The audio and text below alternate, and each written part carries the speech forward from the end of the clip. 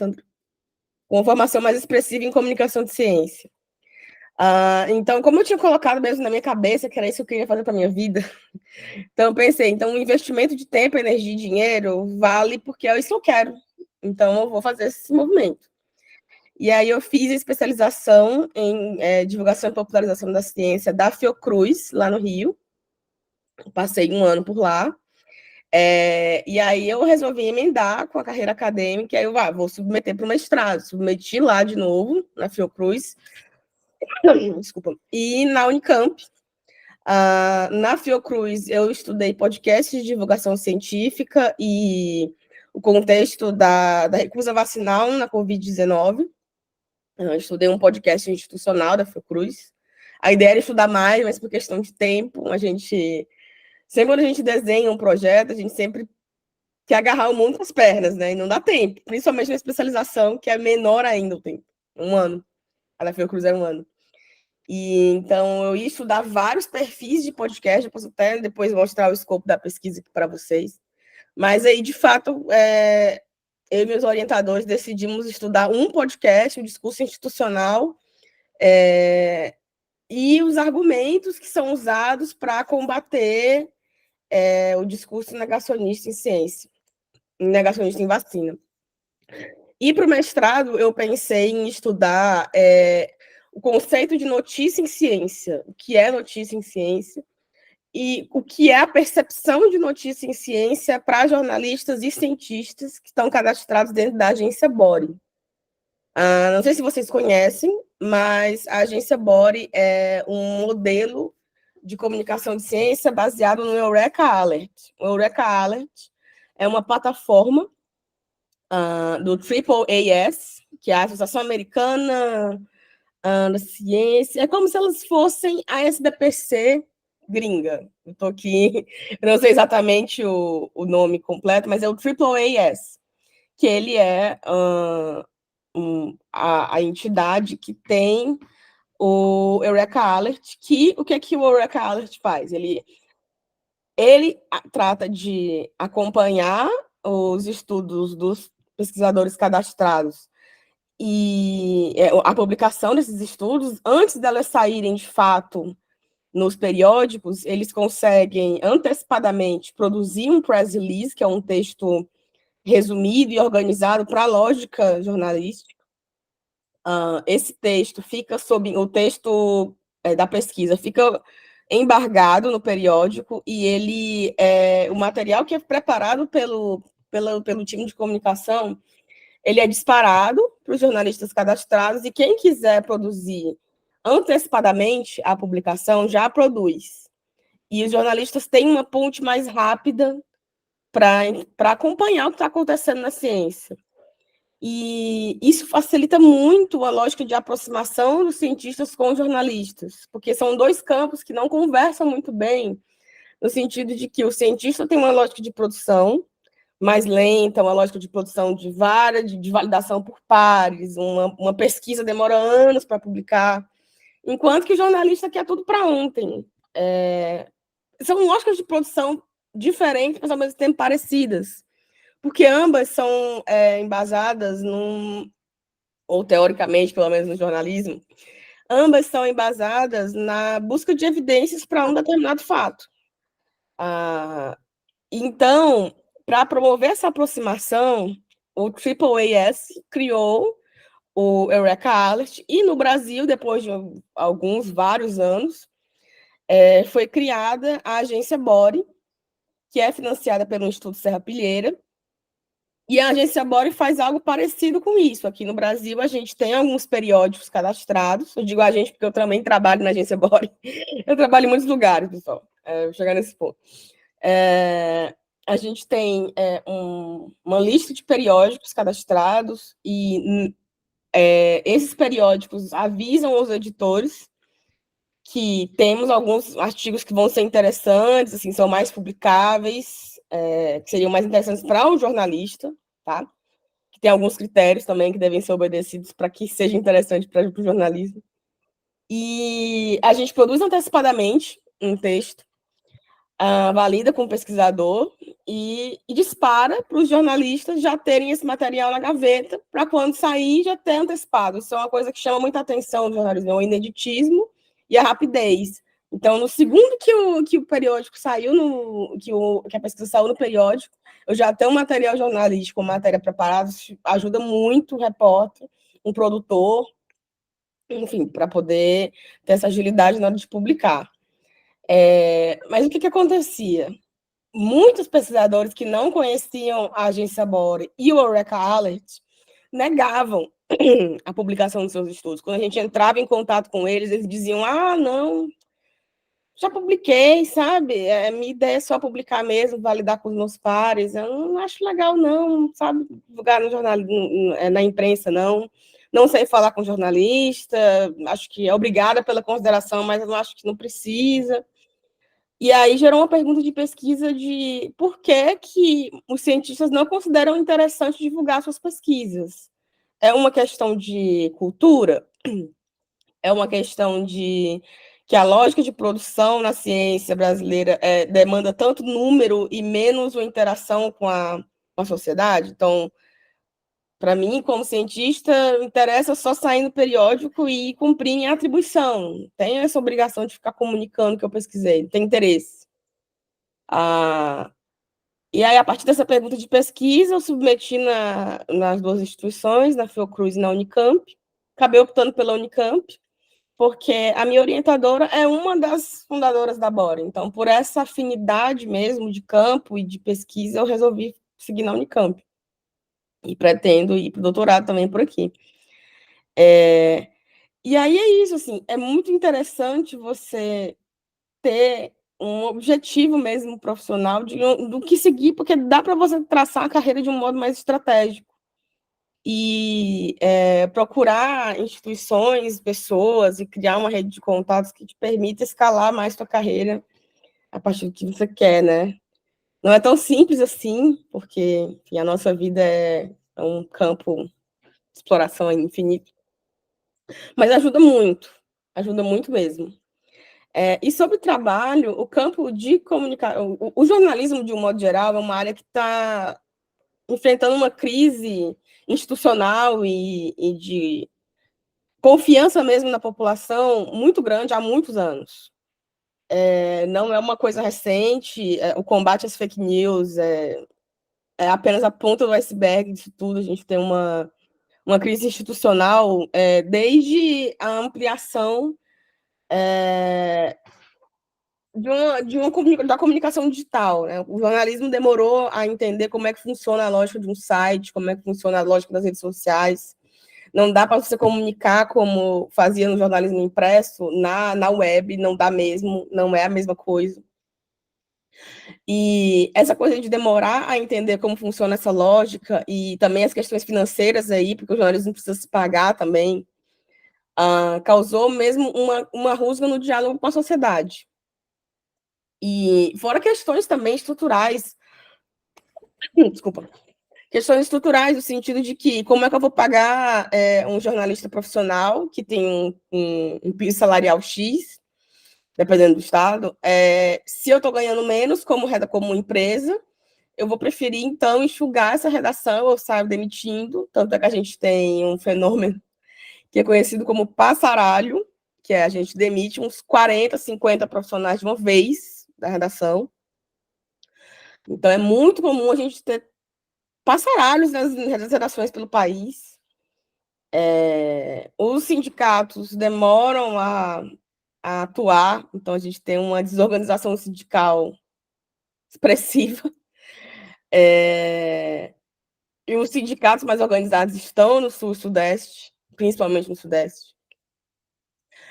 E, além disso, de você demitir muito, você acaba contratando muitos estagiários. Então, o estagiário passa a cumprir a função de um jornalista profissional, ganhando como um estagiário, e não tem, acaba não tendo o acompanhamento necessário com um profissional mesmo no campo, então acabam saindo matérias com falhas de apuração. Estou dizendo que é culpa do estagiário, como a gente tem sempre essa piada, mas é impossível você estar aprendendo e ter a produção no nível de um profissional.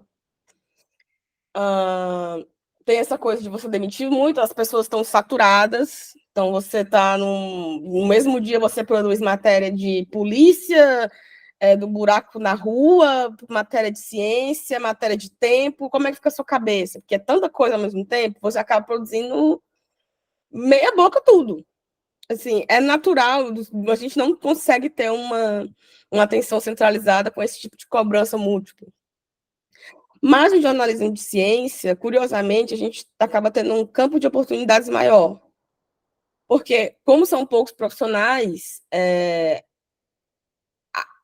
a rede de contatos é muito coesa. Então, a gente tem, no Brasil, a gente tem um desses exemplos, é a Rede Brasileira de Jornalistas e Comunicadores de Ciência, que eu também faço parte na diretoria de comunicação da rede. E é muito engraçado que a gente sempre conhece muito colega e acaba sempre tendo uma rede de indicações muito rápida. Então, todo mundo se conhece. Quem está na rede, às vezes não necessariamente jornalistas, também tem comunicadores, pessoal de outros campos do conhecimento também fazem parte. Todo mundo se conhece, as oportunidades que aparecem, todo mundo consegue, né, indicar no grupo e as pessoas submetem com a rapidez maior. Então, a organização dos campos é fundamental. Assim, organização sindical, organização mesmo profissional, de uma forma mais informal. Mas é interessante a gente ter essas instâncias de defesa do trabalhador, nesse sentido. E na comunicação, principalmente também, porque a gente passa por um campo de interesses que tá em disputa muito grande. E a comunicação, ela é estratégica, a gente tem discursos aí super problemáticos que,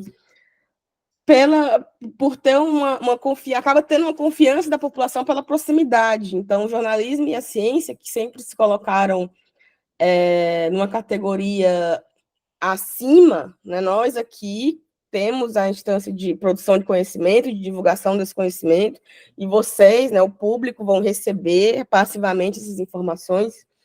Demonstrou-se que sabe, não dialoga, não tem sentido, não faz sentido. Ela ajuda, a gente tem várias, teoricamente a gente chama isso de modelo de déficit, que o modelo de déficit eu tenho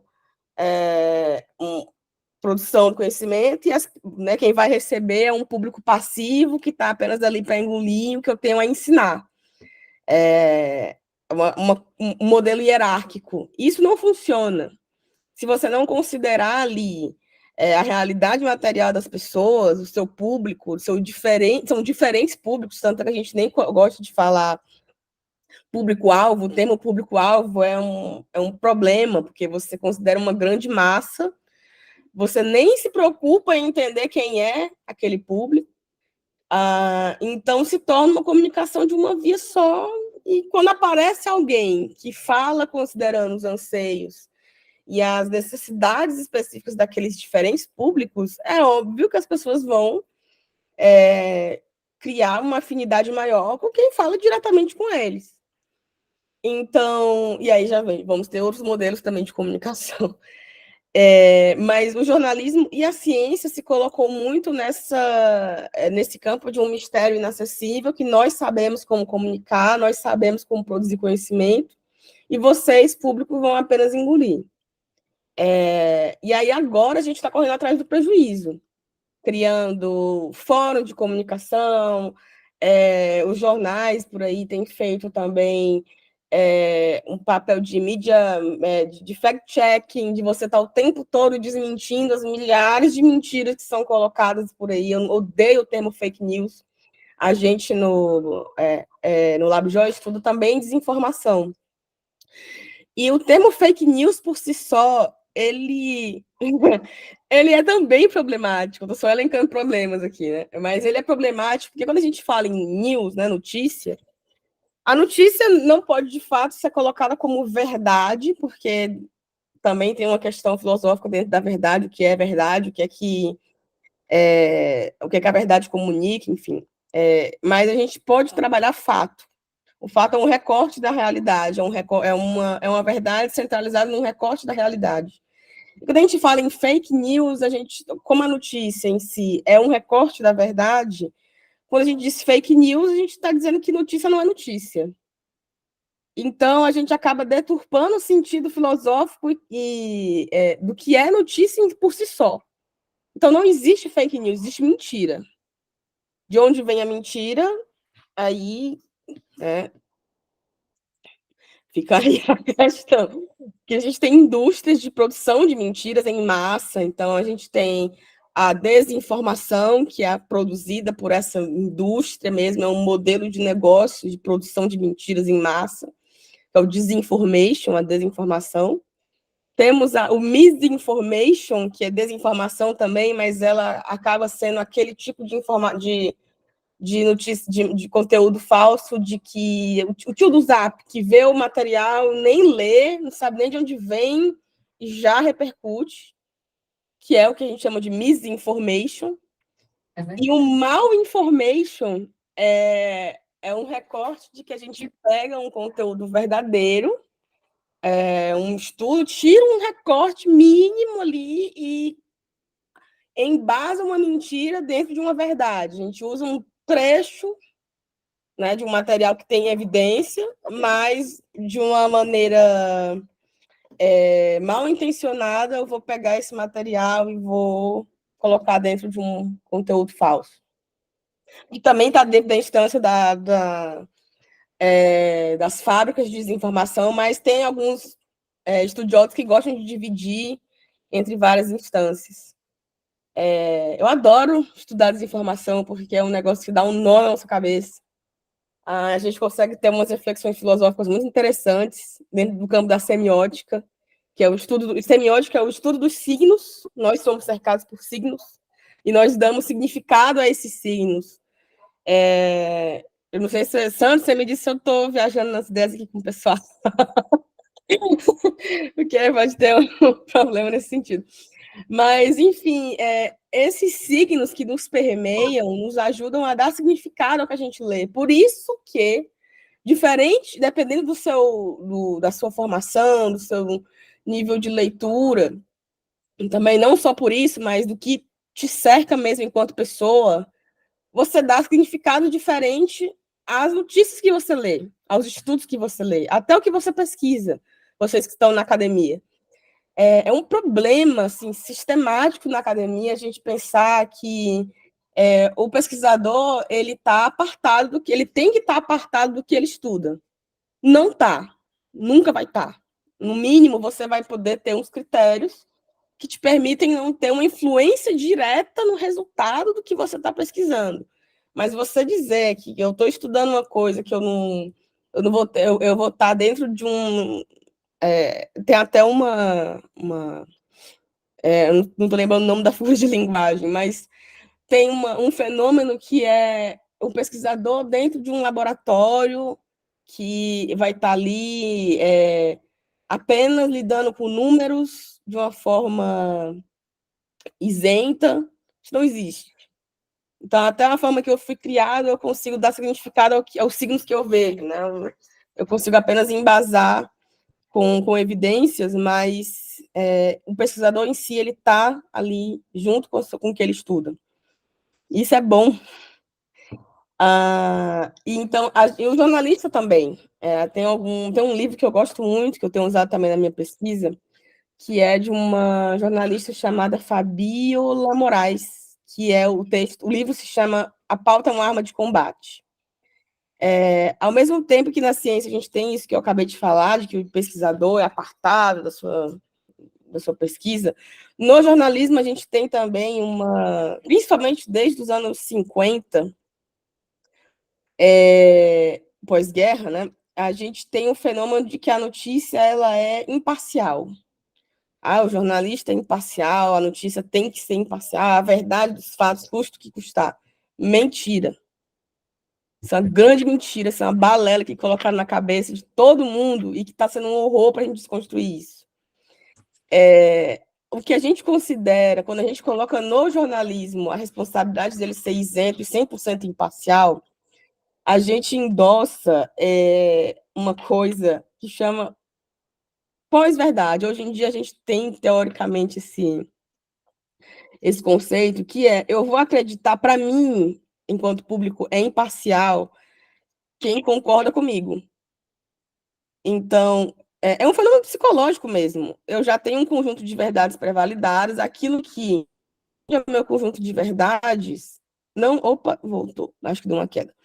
Aquilo que foge ao meu conjunto de verdades é mentira ou é tendencioso. Então, é uma questão de cultura também. Eu colocar no jornalismo essa responsabilidade de ser isento de verdade não é justo com a própria produção da notícia, porque não vai ser isento de verdade, isento de vieses, não vai ser isento de vieses. O jornalista, desde a hora de produzir a notícia, a forma como ele elenca as informações, com quem falar, né, a própria fonte, é um critério de seleção. O jornalista ativamente está selecionando quem vai falar, qual informação vai entrar na matéria.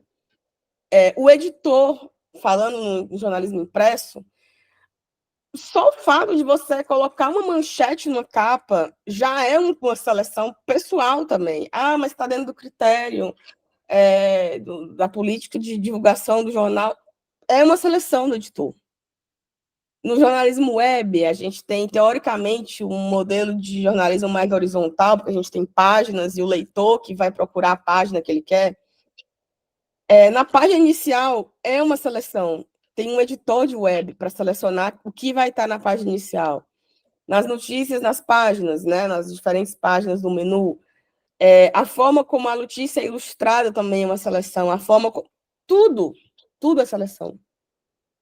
Então, assim, é realmente um erro epistemológico você dizer que o jornalismo tem que ser imparcial. A gente tem um problema com isso desde os anos 50. Hoje em dia, que é a coisa realmente, hoje em dia, né, nos últimos 20 anos, principalmente, isso passou a inquietar mais e passou a ser um campo de pesquisa mesmo você falar de que não existe imparcialidade. Mas, enfim, voltando para a ciência, acho que é importante a gente ter essa aproximação e, mais importante ainda, a gente ter no Brasil, apesar de que é centralizado no Sudeste, campos de formação profissional de jornalista de ciência. Porque é muito difícil a gente lidar com o que a gente não conhece sem um mínimo de formação acadêmica mesmo, para você refletir o que você está fazendo na prática. Aqui no Sudeste, a gente tem principalmente a Fiocruz. Eu fui aluna da COC, da Casa Oswaldo Cruz, mas também existe o ICICT, que é um outro instituto dentro da Fiocruz, que estuda mais saúde, informação, saúde. Na Unicamp, a gente tem o LabJOR, que acho que é a instituição mais antiga, acho que vai fazer 30 anos esse ano, se eu não me engano. Se eu não me engano, tá? Tem o LabJOR, que é uma das instituições mais antigas. Na UFMG tem o Amerec, também é um curso de comunicação, então, de ciência, então ele é mais interdisciplinar. O LabJOR, todos são interdisciplinares, apesar de que o LabJOR tem um foco em jornalismo um pouco maior. A Fiocruz é essencialmente interdisciplinar, a gente tem muita museologia lá também, muito estudo de museu, estudo de percepção. O museu como uma instância importantíssima na divulgação científica. Também a gente estuda muito educação na Fiocruz, então a gente aprende modelos de educação formal, não formal e informal. Rapidamente, o que seria? A educação não formal é uma educação que não está sistematizada, como uma escola, como uma universidade, né? Não é uma educação baseada em recomendações mesmo, enfim, acadêmicas. Mas é um museu, é uma aula extra, é uma aula de campo, é um complemento ao que é passado na educação formal. E a educação informal é aquela da escola da vida. É o que a gente passa em casa, o que a gente aprende a significar as coisas. Então, é a escola da vida, eu gosto de resumir assim. É a vida.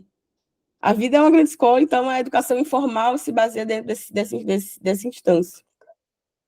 E aí, na Fiocruz, a gente aprende muito a divulgação científica como um diálogo entre escola, entre museus, entre a própria formação mesmo como indivíduo, e a parte mais de história também, na divulgação da ciência. Eles têm um campo de pesquisa em história muito grande. E o Amerec também tem esse viés, mas eu não sei dizer exatamente como é o currículo do Amerec, porque eu não estudei lá, mas é um grande campo também dentro do nosso espectro. No Nordeste, a gente tem a UFPE, mas, assim, eu não me recordo de ter um curso sistematizado de formação em comunicador de ciência. A gente tem iniciativas, tá? Assim, temos oficinas, tem iniciativas espalhadas pelo Brasil, mas de formação mesmo acadêmica, eu lembro muito dos três: Unicamp, Fiocruz e o FMG. Perdoe se tiver mais, mas que eu conheço ativamente são esses três. E sobre trabalho, jornalistas que não estão contratados especificamente de uma redação ou de uma assessoria de imprensa, enfim, não estão na comunicação institucional, não estão ali CLT, sabe, contratados de alguém. A gente trabalha em muitos lugares. Tudo ao mesmo lugar, ao mesmo tempo mesmo. A gente pega muitos freelas, então a gente pode freelar para as redações. Eu gosto de freelar apenas com comunicação de ciência, nunca peguei, mas isso é coisa de hiperfoco, tá, gente? Eu nunca peguei nada que saia da comunicação de ciência. Então, já publiquei matéria com o Estadão, já publiquei matéria na Veja, já publiquei matéria no Portal Futuro da Saúde. Fui bolsista também, ao mesmo tempo que publicava essas matérias, eu fui bolsista na Fiocruz, para um periódico, a Recis, e para um departamento da Fiocruz que chama Proqualis, que é o Centro Colaborador para Cuidar da Segurança do Paciente. Eu ficava nas redes sociais desses dois, especificamente com redes sociais. E também trabalhei para uma multinacional que chama IPG Health, trabalhava com comunicação médica, então pegava estudos científicos e validava o material que era feito pelos publicitários. Agora eu estou com o INCT, é uma bolsa e a gente trabalha com nanotecnologia voltada para a agricultura sustentável, estou com redes sociais com eles também, mas eventualmente eu pego freelas no Estadão e uma iniciativa de divulgação de ciência que chama Science Arena. O Science Arena é como se fosse um jornal, mas ele não é necessariamente um jornal, é um jornal voltado para a publicação de matérias de estudos que saem aí não sob embargo, né, mas publicação de estudos. A gente lê o conteúdo, a gente lê o material bruto, os estudos, a gente prepara uma entrevista com o pesquisador e formata uma matéria. Essencialmente é isso. E aí, assim, eu enxuguei pra caramba, mas basicamente, assim, a carreira de um jornalista, divulgador de ciência, perpassa muito esses campos, né? Você tentar trabalhar, porque a gente lida com muita coisa insalubre também. Eu acho que a desinformação e essa coisa das fake news, ai, gente, assim, a gente tem que ler muita besteira e você fica indignado mesmo com o quanto que cognitivamente no público isso acabou entrando na cabeça das pessoas, é difícil de tirar, sabe? A gente está dentro de um campo que passou muito tempo sem dialogar com a sociedade e correr atrás do prejuízo é muito difícil mesmo. Não digo impossível, mas é uma missão, assim, hercúlea. Então, é isso, gente. Resumidamente, tentei trabalhar aqui os campos do jornalismo e da ciência para vocês. Sandro, tem um tempo de passar a oficina para eles? Posso? Então, pessoal, eu vou até colocar aqui, não sei se eu consigo compartilhar a tela. Consigo. Um segundo. Lua de Saturno. Vocês conseguem ver minha tela? Sim, está chegando. Então, rapidamente, antes de a gente começar a oficina em si, dando uma pincelada sobre a inteligência artificial, que tem incomodado muito os jornalistas, Porque a gente não sabe até, sabe, os limites, a gente não entende o quanto que isso realmente vai ajudar na comunicação, o quanto que vai impactar no nosso campo no sentido profissional mesmo, de demitir gente, será que vamos perder nossos empregos para sempre? Então é uma coisa que inquieta muito, naturalmente inquieta muito. Deixa eu dar um zoom aqui. E aí, o que é que eu pensei? Particularmente, eu uso a inteligência artificial para adaptação de conteúdo. Então, se eu produzo um press release enorme, normal lauda, né? Um press release, eu quero criar uma adaptação para um post. Eu posso ir num chat GPT ou num Gemini da vida, enfim, independente do que cada um usa, subo o meu texto inteiro e crio um post a partir desse texto. Ele vai adaptar, eu digo, cria um post de 2 parágrafos a partir desse texto. Ele vai adaptar e eu vou validar, né? Então, assim, eu acho que o jornalista ele entra como um gestor de conteúdo, né? Nessa coisa da IA dentro do jornalismo. A gente entraria como um gestor de conteúdo mesmo, elencando a priorização do texto, adaptando. Se ele não adaptou correto, eu digo, está errado, eu quero dessa maneira. Eu vou colocando os inputs corretos para ele me trazer o que eu espero. Então, eu acho que o jornalista tem que exercitar a posição de gestor de conteúdo, não tanto como produtor em si, mas não tanto como manual de você adaptar o seu conteúdo, o conteúdo que você produziu para diferentes realidades. O que eu pensei aqui para vocês?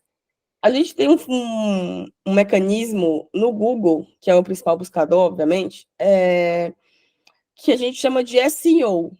O SEO são uma série de critérios que o próprio Google tem calibrados com seus robozinhos para que o texto apareça nos primeiros resultados de pesquisa.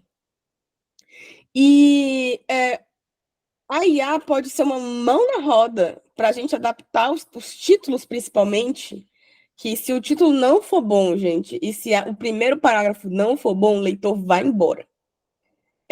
Então, a gente pode usar o SEO para prender mesmo a atenção das pessoas, sem cair em mentiras.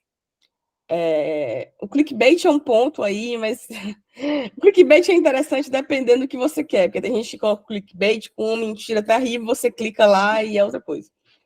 Mas, enfim, a lógica do clickbait é interessante para você ter tanto uma taxa de clique maior, que isso é importante no jornalismo.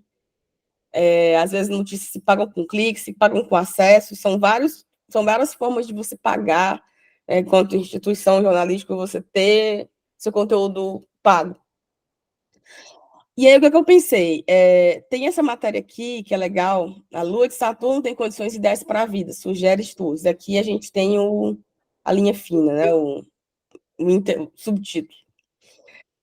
E aí eu pensei em vocês criarem um título derivado dessa matéria. Você pode até ler rapidamente, a matéria não é longa, mas é interessante pegar conteúdos da matéria, talvez para criar um novo título.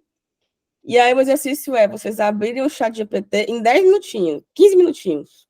Abrir o chat GPT e criar novos títulos e intertítulos, um novo título de até 100 caracteres. 100 caracteres. Criar um novo título e um novo intertítulo com a ajuda do chat GPT. E assim, vocês têm que achar o título legal de primeira, né? Vocês colocam lá e gostei, não gostei.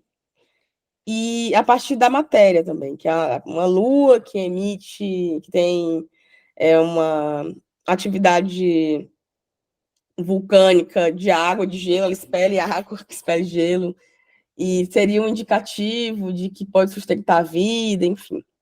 Deixa eu mandar o link para você. Como é que eu mando aqui, Sandra? Eu vou mandar para o seu WhatsApp, tá? No chat, pode ser no chat, pega como ver. Ah, no chat? Tá. Ele vai passar no livro.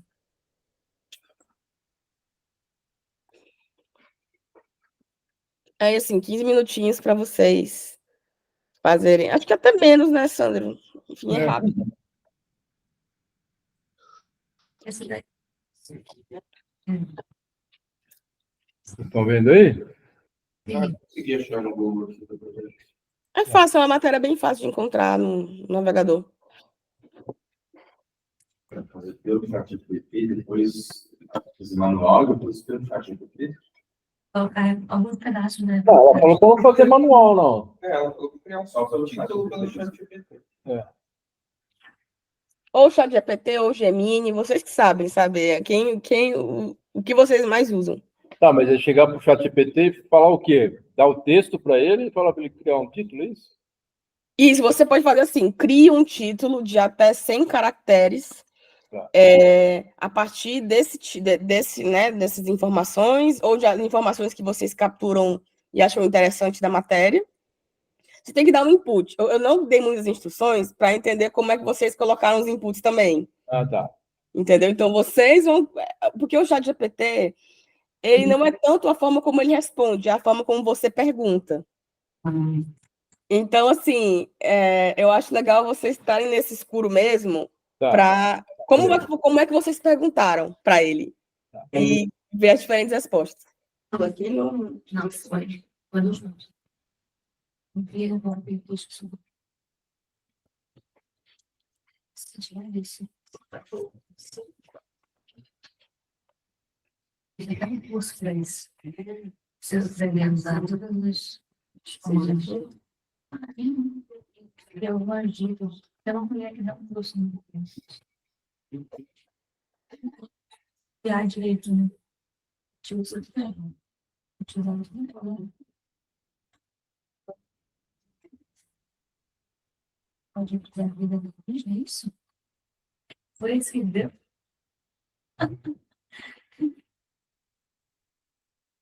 Em cela de Saturno. Veio um título superar na plataforma. Pode ser uma mulher, não sei lá. E aí, o que você gostou? Você gostou ou não?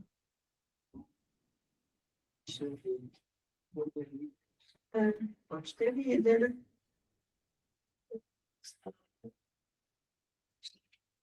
Ele tá com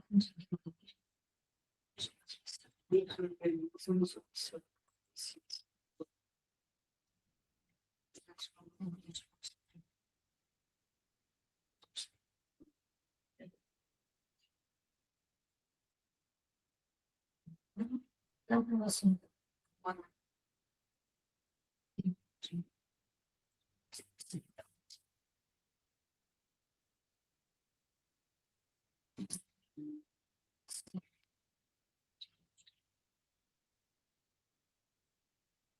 Nossa, olha o que eu vou te falar. Estou escrevendo.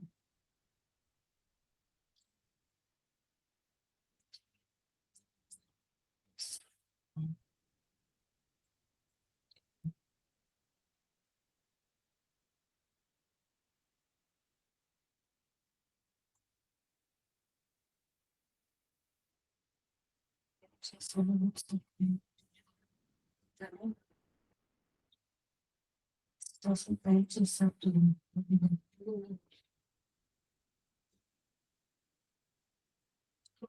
Deixa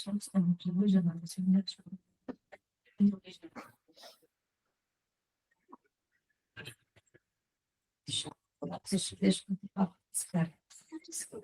Mas eu xingo ele. Os livros que ficam muito depois de pessoa que eu vejo. Eu sou bem fã da experiência.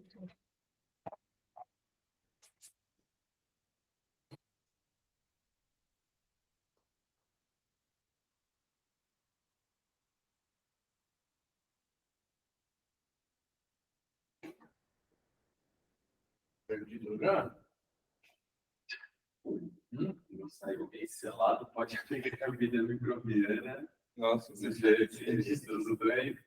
Não, deve ser diferente. Célula do célula de Saturno pode ser uma de vida alienígena, cientistas revelam provas. Nosso estudo mostra que toda essa planta tem funções para suportar arqueias.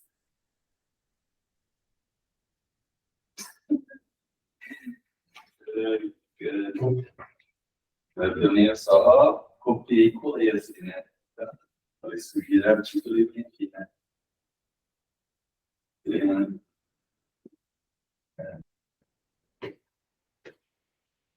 O ChatGPT está muito bom. Vamos ver se ele está usando português.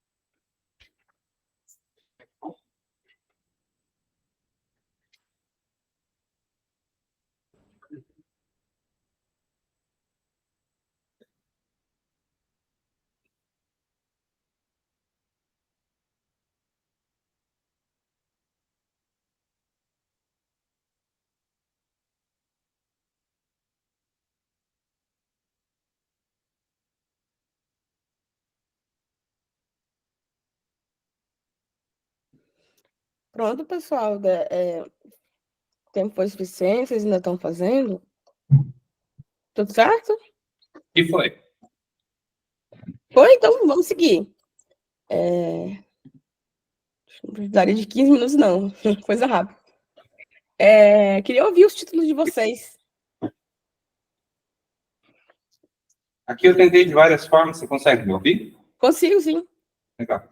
Uma delas aqui que saiu foi: cientistas encontram provas de vida alienígena na Lua de Saturno. Eu descubro os detalhes. Agora foi que você perguntou. Eu pedi para ele fazer uma clickbait em 100 caracteres, considerando todo esse texto. Beleza. Mais alguém?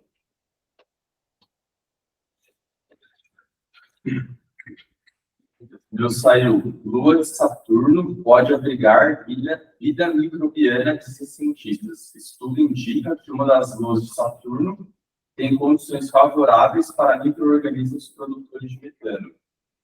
Aí eu pedi só dar um título de 60 e uma linha de 90. Você acha dessa aqui? Beleza.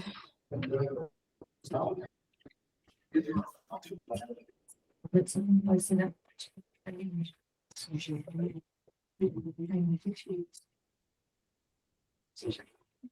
Não. Você é a banana. Não, trocar, né? Porque. Mais alguém, hein? Oi? Aqui de Bauru, você me ouve? Oi? Você está ouvindo a gente aqui de Bauru? Tô ouvindo sim. Nós, no chat GPT, nós encontramos pesquisadores sugerem que encefálado, Lua de Saturno pode ser um habitat natural, um habitat para a vida alienígena. Então, pesquisadores sugerem que Encélado, Lua de Saturno, pode ser um habitat para a vida alienígena. Legal. Aí o subtítulo: estudo publicado na Nature Communication revela que condições simuladas da Lua gelada permitem a sobrevivência de micro-organismos metanogênicos similares aos encontrados em ambientes extremos da Terra. Ó. O título nem tanto, mas a linha fina tá boa. Ele apresentou outros aqui, é que estava pior ainda. Eu acredito. Mais alguém?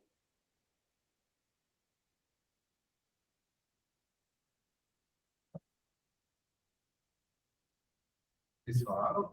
Sim. Falou. Já. São José falou? Acho que não.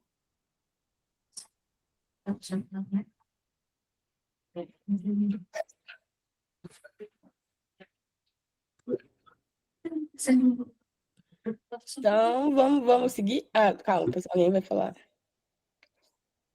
Vocês que estão mais por dentro. Você está escutando? No Gemini, ele, quando eu incluí as orientações, ele colocou vida em Encelado, Lua de Saturno pode abrigar micro-organismos. Estudo indica condições favoráveis para arqueias, organismos extremófilos. E aí ele fez um detalhamento um pouco mais extenso. Arqueias metanogênicas que prosperam em ambientes extremos na Terra podem existir em estado. A Lua de Saturno possui oceano de água líquida e compostos com metano, dióxido de carbono e amônia, além de atividade hidrotermal no Polo Sul, criando um ambiente potencialmente propício para a vida microbiológica. Legal. O Gemini foi legal. Mas, assim, uma coisa interessante é quando a gente pede o clickbait, ele sempre vai exagerar muito a informação, assim, muito. Assim, obviamente, a pessoa vai clicar, mas o conteúdo não está relacionado àquilo ali. E um fenômeno que a gente tem na comunicação digital é que as pessoas leem essencialmente o título e compartilham aquilo que ela vê no título e criam um juízo de valor com o que elas leem no título, ainda que o conteúdo em si não tenha nada a ver com o título. E aí, assim, vocês podem fazer essa brincadeira depois, né? Eu gosto de fazer isso, de que ele me traz um título clickbait, assim, como coisa do vida extraterrestre. Tá errado? Não tá errado. Mas a gente aqui, entende extraterrestre como que a gente viu nos filmes, né? Um bicho verde, alongado, então é um monstro. Sabe, assim, pro nosso imaginário, quando a gente escuta vida extraterrestre, a gente lembra de um OVNI, sabe? Fora o sentido inato do extraterrestre, isso é justo mesmo, assim, pode ser uma bactéria. É uma vida extraterrestre porque está fora da Terra. Mas a gente poderia calibrar o resultado do ChatGPT, assim, traga um título menos sensacionalista. Não fale em extraterrestre. Sabe, a gente vai dando as orientações. Eu não falei isso para realmente ouvir o primeiro título que ele desse, de vocês. Mas vocês percebem que algumas coisas são bem interessantes, que ele traz mais detalhes, do tipo ele explica que a Lua, na linha fina, alguém colocou aqui, ele explica que a Lua expele tem água e metano na sua composição. Falam que a Lua de Saturno pode abrigar bactérias, micro-organismos que estão presentes em condições extremas na Terra. Essas informações são importantes para entrar no título ou no subtítulo. Esse exercício é legal para você ter noção do quanto que a inteligência artificial responde para ela. E essa é uma brincadeira que jornalistas fazem muito, porque a gente precisa ter elementos clicáveis, não ao extremo, como o clickbait no primeiro resultado, mas o clickbait, essa lógica, é interessante, a gente pode ir calibrando a inteligência artificial para responder com um bait que não seja tão exagerado. Então é isso, gente, eu acho que... Tem alguma dica, então, de como perguntar para o ChatGPT? Sim, eu acho que você tem que colocar, você tem que ser o mais literal possível da forma que você espera que seja respondido. Quanto mais genérico eu perguntar, mais a chance dele me dar uma resposta errada é enorme. Então, assim, se eu quero um título que tenha determinados elementos, eu tenho que perguntar exatamente como eu quero, mesmo que seja uma pergunta imensa, do tipo, e se eu puder colocar operadores booleanos, melhor ainda, que é aquele and, or not. Né? Então, assim, se eu fizer se a gente der um input do tipo, eu quero, me crie um título e uma linha fina falando sobre as luas a partir dessa matéria, posso colocar o textão inteiro a partir dessa matéria, isso depois, né? Cria um título com 100 caracteres, de até 100 caracteres, com uma linha fina também, falando sobre a matéria a seguir, colocando essencialmente informações que tragam as condições ideais para a vida, mas que não falem em termos de extraterrestre. Um exemplo. Porque aí ele vai criar uma sugestão a partir do texto inteiro que eu coloquei, que eu coloco 2 pontos e anexo, né? Copio e colo o conteúdo inteiro, posso fazer isso. E aí ele vai me sugerir. É o que eu espero, e aí eu vou validando. Ele vai me dar várias respostas. O que eu achar que é mais crível, eu posso usar. Mas é interessante que... porque, assim, isso é muito polêmico, não na construção de título, mas no texto. O que aconteceu nos últimos meses? Teve uma polêmica muito grande com a editora O Globo, e a editora, acho que foi Abril. Foi que houve. Tem uma editoria que chamava Crescer. Era uma série de cadernos de... Opa, deixa eu compartilhar. Era uma série de cadernos... Eu vou compartilhar de novo, eu vou só mudar aqui a aba. De notícias sobre bebês e maternidades. Notícias... Vou colocar aqui. Notícias criadas por ChatGPT para Crescer no Brasil. Gerou um processo, foi que houve. Não é isso aqui não, meu Deus, deu errado. Editora Abril é processada por plágio. Bebê, daqui. Ai, senhor, isso aqui foi uma polêmica. Deixa eu botar aqui.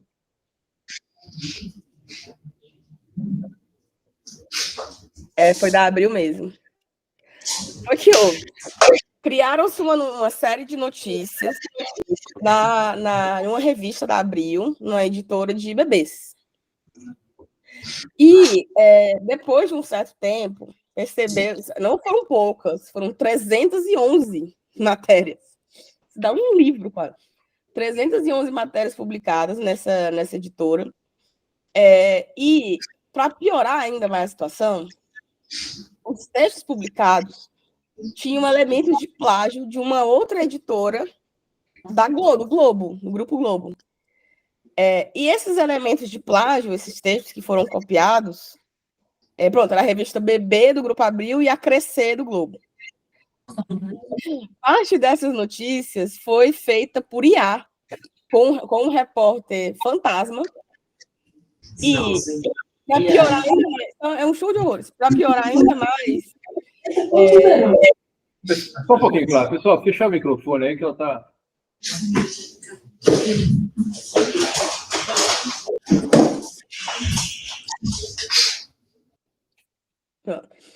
Para piorar ainda mais, não foi informado para o público que a notícia foi feita com auxílio de IA. Porque existe um mecanismo... você pode até colocar um elemento ou outro na notícia, mas você tem que dizer para o público, nem que seja aqui em cima, sabe? Aqui ou aqui embaixo, sinalizar para o público, essa notícia foi feita... Vocês conseguem ver quando eu mexo aqui Sim. Pronto, colocar, sabe, informar em algum lugar que foi feito com auxílio de IA, não foi 100% feito, mas que teve elementos de IA. Só um parênteses aí, claro. Quando você vai submeter artigo para revista, hoje em dia, tem um campo ali que fala, você usou inteligência artificial para fazer parte ou todo do artigo? A gente, Tem que ser sincero nisso. Aham. Sim, sim. E tem, assim, eu posso trazer N exemplos aqui para vocês também. Vou trazer um outro. Aí esse da Breve, que foi polêmico, que foi uma fofoca enorme dele, dentro do jornalista adora fofoca. E aí, dentro da nossa área, a gente ficou, gente, como é que pode? O que aconteceu aqui? Mais de 300 textos foram feitos com uso de IA, não foi informado, e fora o plágio com a revista do Globo, do Grupo Globo. Processo aí rolando, não sei há quantos andam, deixa eu ver aqui. Parte dos textos que foram feitos com IA foram tirados do ar.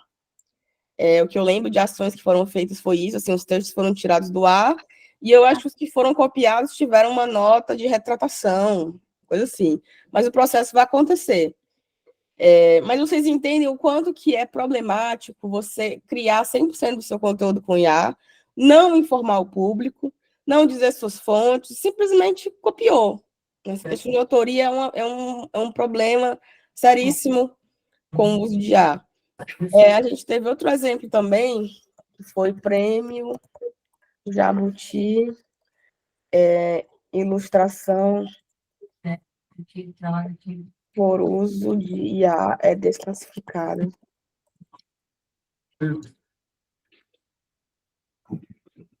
Pronto, a gente teve outro caso também do prêmio Jabuti, que é um prêmio de literatura. A gente teve um livro que foi, estava como nos finalistas, se eu não me engano. Ele teve o uso de IA, mas ele informou no livro inteiro. Essas ilustrações foram feitas por auxílio de IA, não foi criada 100%, mas assim, teve manipulação também por IA. Eles informaram o texto. Só que criou-se um problema, porque como é que a gente vai premiar um livro, que, assim, o conteúdo do livro é que estava valendo, né, para premiação, mas as ilustrações não foram feitas por um humano, embora tenham tido participação ativa de um humano, e foi feito apenas para adaptação. No fim das contas, o pessoal, né, a banca do Prêmio Jabuti acabou preferindo desclassificar a obra inteira, e ficou aí a inquietação para se criar talvez uma categoria específica para obras que tenham ou alguma participação de IA, ou sejam feitas com ilustração à base de IA, porque isso cria realmente um problema ético, sabe? A gente não sabe como classificar essas obras. Então, assim, pensou-se talvez em criar uma nova categoria, mas para esse ano específico foi desclassificado. Embora os autores, né, o ilustrador, tenha dito na obra inteira que foi feito por IA. Essas questões são muito caras, é uma discussão que ainda vai render muitos anos, porque envolvem questões de autoria, envolvem além dos direitos autorais, envolve ética mesmo de produção. Será que é válido um conteúdo que é feito com participação de um mecanismo de aprendizado de máquina? Questão de acurácia também, porque a gente sabe dos vieses, a gente sabe das alucinações das IAs. É uma discussão muito longa, isso vai longe. Mas, para a gente começar a pensar, é importante ver esses casos e criar uma reflexão ativa sobre isso. O que a gente pensa e até onde vão os limites da IA na comunicação. E aí é isso, acho que é isso, Sandro. Beleza. Eu vou abrir para perguntas agora para a Clara, mas antes disso, eu queria falar que ela falou que tem um grupo de comunicadores, né, de jornalistas científicos, no WhatsApp aí. Então, para a gente selecionar a Clara no projeto do NCT, eu entrei em contato com o Pablo, que é da assessoria de comunicação da Unesp, e falei, você tem alguém para indicar? Assim, de primeira não, mas eu tenho um grupo, né, e vou colocar lá no grupo, né, e se tem, de repente, alguém interessado. Então, esse grupo funciona mesmo, né, eu também queria falar que a disciplina aqui que a gente já está dando, uns 7 anos já, a ideia dessa disciplina, ela é a segunda vez que é para esse programa, né? A primeira vez foi só presencial, só para o pessoal do Sorocaba. Mas para esse programa de pós-graduação é a primeira vez, né? A ideia da disciplina é o lado de cá. O pesquisador tem ideia que a comunicação científica, a divulgação público-leigo é tão importante quanto a divulgação entre os pares, né? É formar esse tipo de opinião na cabeça dos estudantes, né? Eu ofereço uma graduação também. A graduação, um pouco está mais preocupado com jornalismo institucional e não jornalismo científico. E enquanto a turma da pós-graduação, a ideia é justamente incutir nesses futuros, nesses pesquisadores, né? Futuros orientadores, né? Depois que se formarem no doutorado, a ideia de que isso é tão importante quanto a comunicação entre os pares. Talvez seja o primeiro objetivo a comunicação entre os pares, ok, mas que seja também um objetivo a divulgação do público. Esse é o plano. Eu queria te perguntar, antes de abrir para eles, como é que funciona direito essa história do embargo? É sempre via esse Eureka Alert? Ou, por exemplo, se tem um artigo bacana que a gente acha que vai sair no campus aqui, eu chegar para a gente já faz isso com a assessoria de imprensa da Unesp, ok, mas de repente para um jornal daqui, para uma TV daqui, como é que funcionaria isso aí? É só chegar lá e falar, ó, só espera publicar, já foi aceito, só espera publicar o teu deu aí, que aí a gente vai. Como é que funciona? Então, a agência Bora, ela tem realmente um acordo institucional para embargo, né? Mas não precisa ser assim. O caso da Bora, sim, mas não precisa ser assim em todos os casos.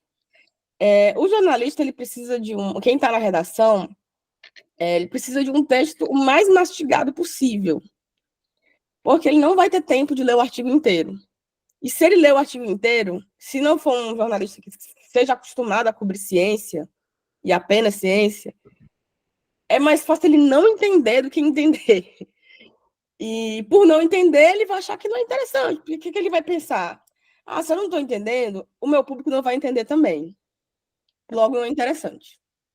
Então, a gente tem... eu vou apresentar aqui no tela também. Deixa eu colocar aqui. Lead jornalístico. Manual do Estadão é uma boa. Deixa eu abrir aqui. Opa. Vamos compartilhar. Aqui está imenso, mas eu vou dar uma resumida. Então, o jornalista precisa da informação mais mastigada possível. E a gente tem um formato de sugestão de pauta que a gente chama de release. O press release, ele é quase uma notícia formatada, mas ele tem elementos a mais, que eu vou colocar no press release o contato da minha fonte, o meu contato, se eu for um pesquisador, mas eu posso colocar o contato da assessoria de imprensa da universidade. Eu coloco um contatinho no final, um e-mail, um WhatsApp. E no press release, eu preciso ter o que a gente chama de lead, que é a abertura da matéria. No lead, eu tenho que trazer as informações básicas, que é o que, quem, quando, onde, como, por quê. Isso vocês encontram facilmente na internet. Não é uma receita de bolo. Eu não preciso... Nem toda notícia vai ter exatamente o mesmo formato de lead. Mas a lógica é parecida. Então, eu vou ter um texto, um press release, ele tem no máximo 5 parágrafos. É um texto curto, ele tem que ser enxuto mesmo. E eu tenho que ir direto ao ponto. Tipo, se eu tenho uma pesquisa sobre nanotecnologia, vou colocar o exemplo do NCT.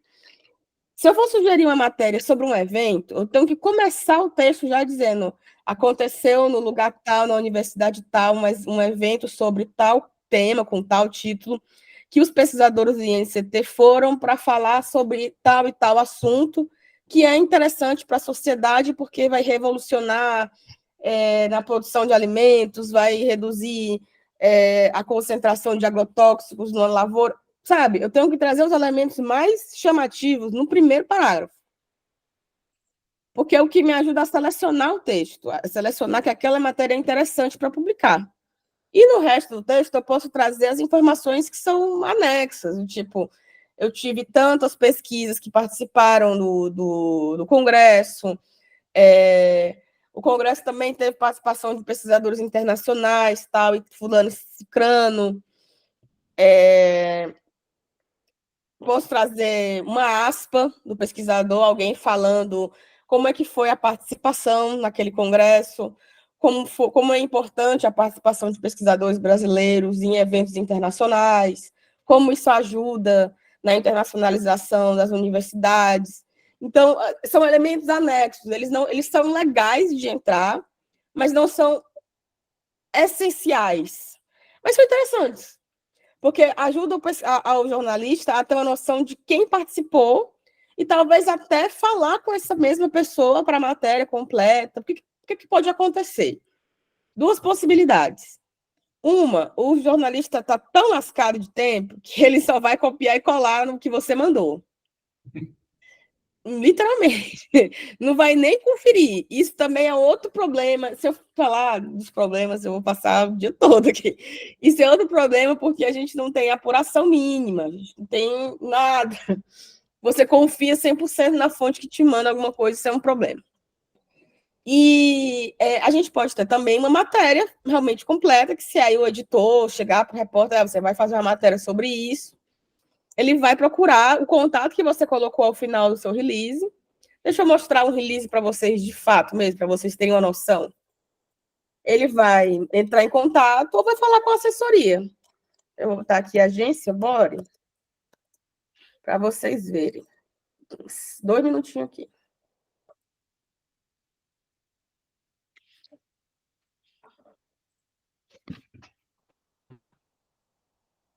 Ai, senhor. Vou pegar no meu e-mail, peraí, vai estar mais rápido.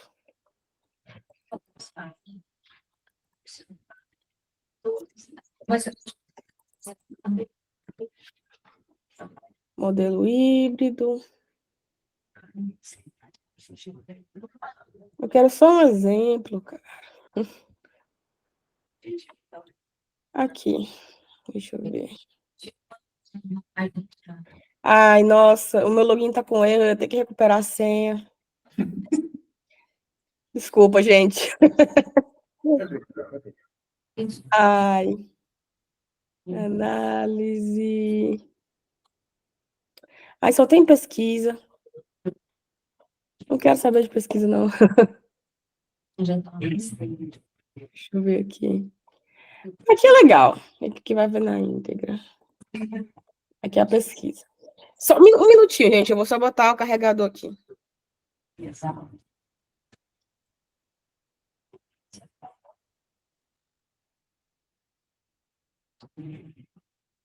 Tema de artigo da pesquisa, né?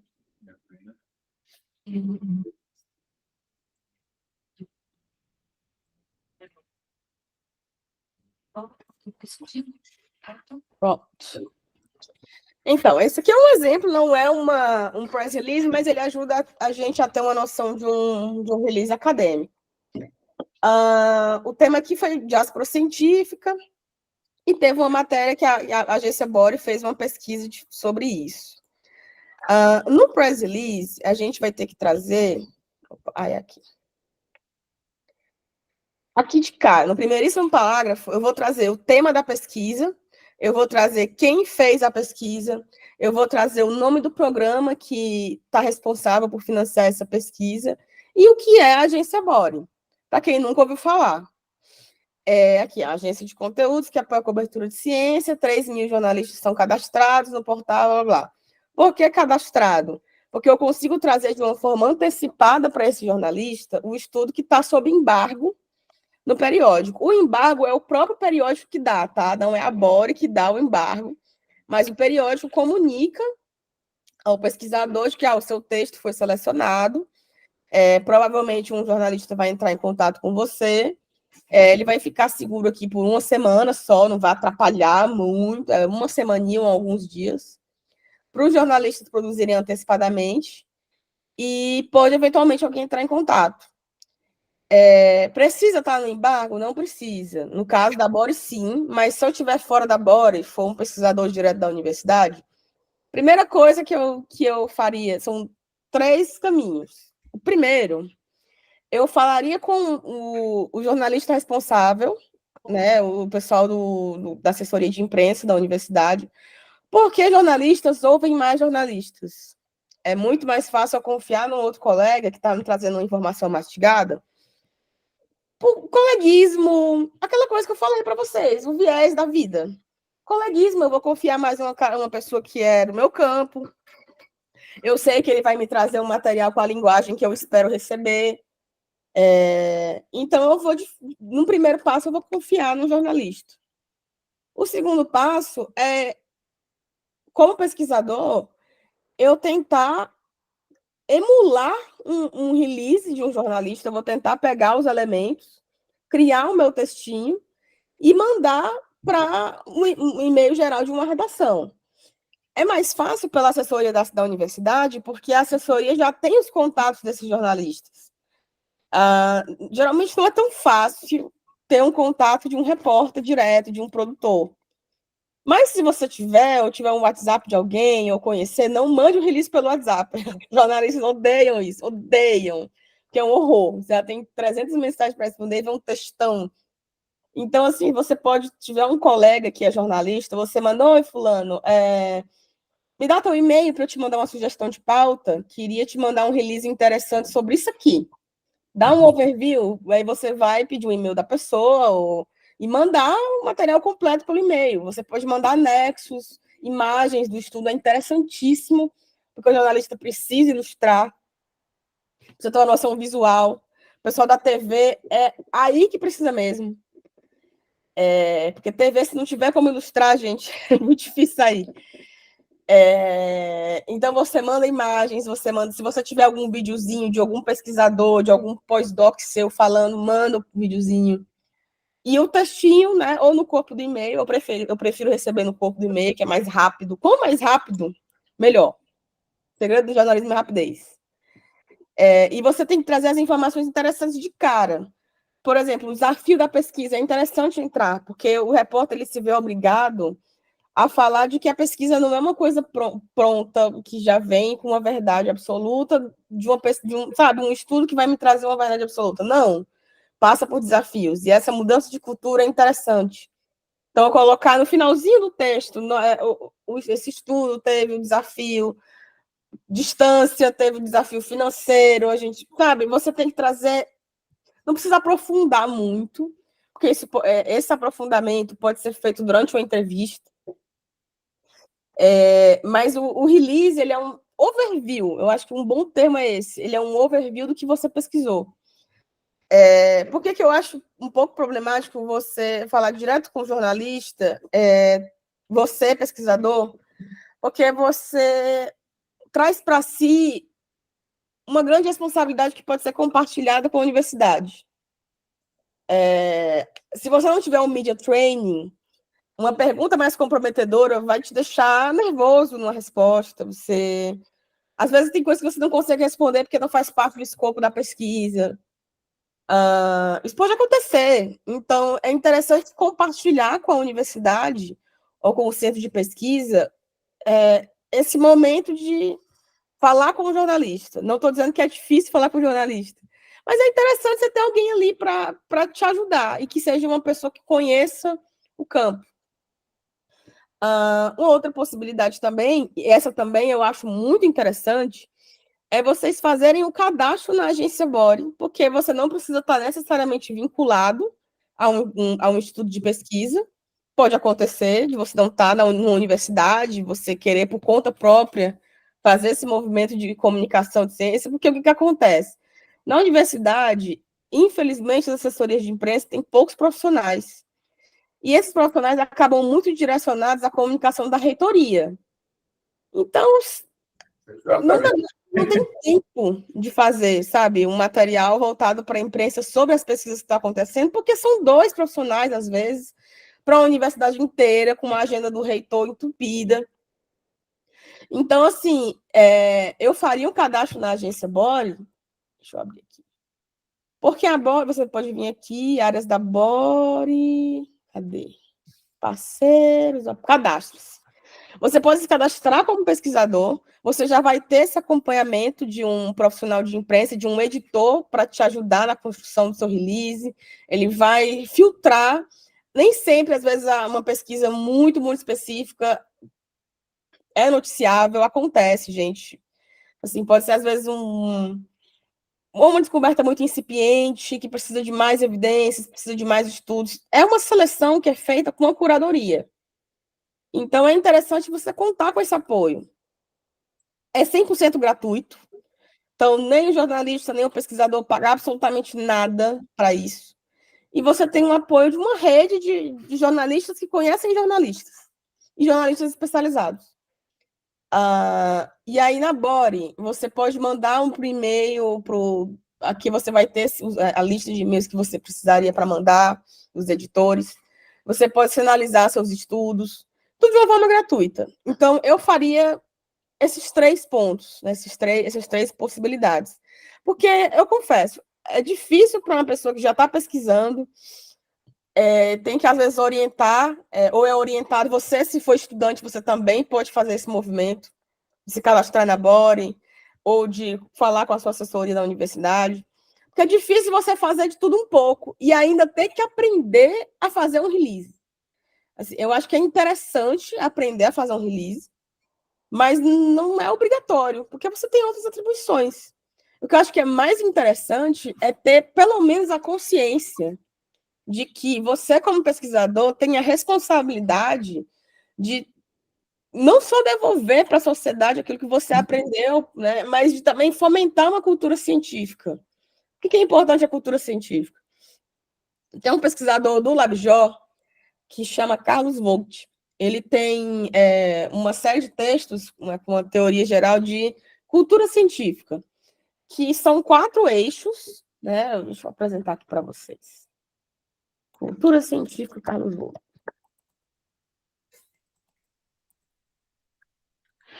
É uma coisa foi figurar assim tudo. Opa, você falou, Ciro? Hã? Eu ouvi só, você está falando, pode falar. Não, o Vogt foi reitor da Unicamp, foi presidente da FAPESP, né? Ele foi uma figura proeminente que atuou aí. Sim, sim, sim. Ah, não está abrindo.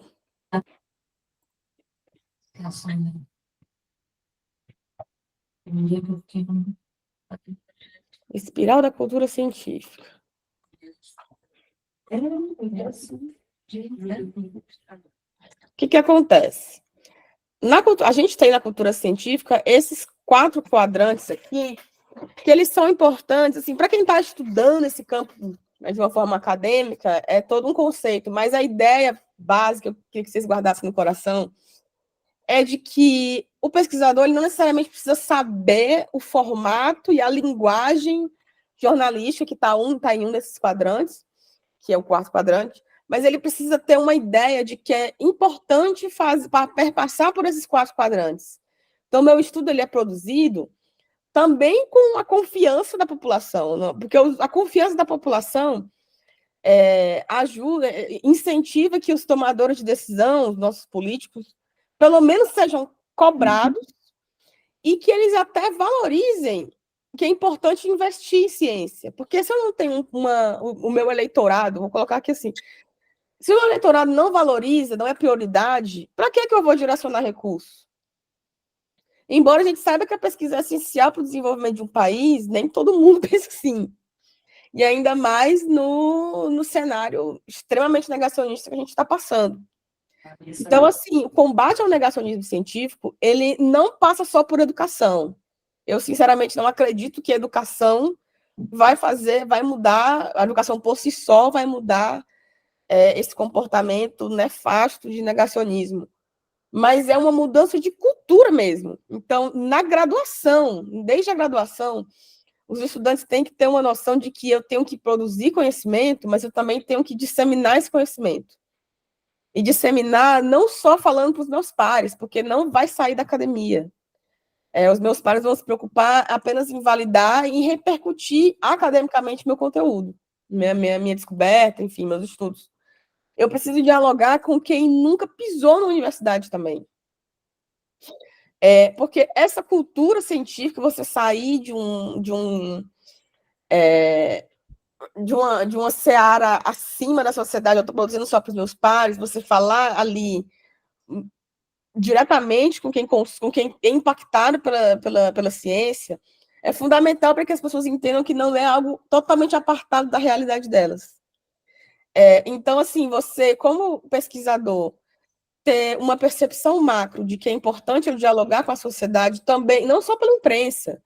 Para mim não preciso ser um influencer, mas se eu tiver algum amigo que tenha um Instagram, um podcast, se eu quiser também, se eu for desenrolado com as redes sociais, eu posso eventualmente falar da minha pesquisa, eu posso eventualmente falar de outros estudos do meu campo. Eu posso fazer um diário de bordo dos meus estudos. Eu posso minimamente fazer um movimento.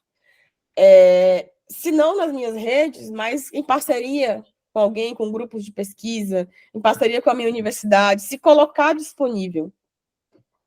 E eu acredito que ou você ter essa disponibilidade com a sua universidade, você tentar, é mais difícil, mas você tentar aprender como fazer um press release, vou tentar fazer contato com um jornalista, não tenho tempo de fazer um press release. Manda uma mensagem no LinkedIn. Oi, fulano, bom dia. Eu tenho um estudo que é legal nesse sentido, você acha que é legal uma matéria? Não precisa nem fazer um release. Um contato, sabe? Se você se mostrar disponível. Porque o jornalista não tem muito acesso também ao pesquisador. Não é uma via de mão dupla essa falta de diálogo. Às vezes o jornalista não sabe que tem um pesquisador que está pesquisando uma pauta que ele está produzindo, que está ali na universidade dele local. Acontece muito, e tem estudos sobre isso, de que no Brasil, a primeira coisa que os jornalistas lembram é de uma universidade, a USP, Unicamp, um pesquisador homem, branco e velho. É velho, branco, homem, está na USP ou na Unicamp, validou o que eu quero, eu vou atrás de uma fonte como essa. Então, você que é mulher, você que é uma pessoa preta, você que é indígena, um pesquisador que está numa universidade completamente longe desses grandes centros, você se mostrar disponível e ter um contato, não é amizade, não precisa ser amiguinho de jornalista, mas você dá insights para ele. Ele pode não publicar a sua sugestão de pauta agora, mas ele vai lembrar de você em outra oportunidade. E lembra mesmo, porque a gente tem uma mania de guardar um banco de fontes. A gente tem, alguns são mais organizados, outros não. Mas a gente tem o hábito de guardar numa planilha, de ter um Word com contato, nome e área de quem fala com a gente. Então, pode não sair agora, mas em algum outro momento vai sair. Ou você, ou um colega, ele vai te pedir indicações. Então, assim, é realmente você criar um networking. Então, são esses pontos, assim, são esses 3 pontos que eu falei para vocês, são essenciais. Um, você ter essa disponibilidade com a assessoria, o outro, você tentar aprender o formato e se mostrar disponível. E o terceiro ponto, se cadastrar na agência Bore, que é o Eureka Alert brasileiro, digamos assim. Falei demais, mas é isso. Beleza. Para fechar, alguém tem alguma pergunta para a Clara? A gente liberar ela e começar a semana depois da minha aula. Alguém quer fazer alguma pergunta? Não. Hein? Bauru, São José? Tudo certo. Muito obrigada, Clara, aí, pelas orientações. Obrigada, gente. Obrigada a vocês. Obrigado, Sandra, pelo convite. E eu que agradeço aí. Vamos encerrar aqui, tá? Agradecendo de novo a Clara a participação. Foi muito legal para mim que me atrevo a falar um pouco disso, aprender um pouco mais. Aprendi bastante hoje aqui, né? E assim, eu acho que ajudou bastante e o pessoal entender, eles que são pesquisadores, né? Pesquisadores na área de engenharia civil e ambiental, eles já têm algum interesse, tanto que se matricularam na disciplina, né? Mas agora eles ficaram um pouco mais ligados na importância, no como fazer as coisas, tá bom? Então, Então, muito obrigado, agradeço e espero contar contigo outras vezes aí. Bom? Com certeza. Um abraço, pessoal. Tchau, tchau. Tchau, bom dia, boa semana a todos aí, hein? Boa semana, valeu. Tchau, pessoal. Até semana que vem, então, hein? Tá, professor. Já? Tá. 15 anos.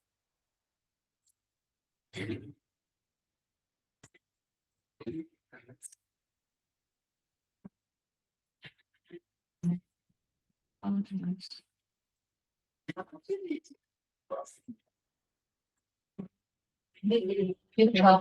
Distante inteiro. Você sabe que ele veio? Vai, então. Muito obrigada. Deixa eu trabalhar aqui.